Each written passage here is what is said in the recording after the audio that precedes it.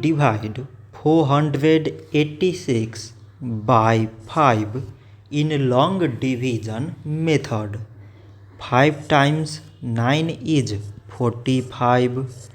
On subtracting we get 3. So now we put down this 6 and it is 36. 5 times 7 is 35. On subtracting we get 1. So now we have no any other number to put it down. So we take here decimal so that we put 0. So it is 10 and 5 times 2 is 10. On subtracting we get 0. So 486 divided by 5 is 97.2. So this much for today and thanks for watching.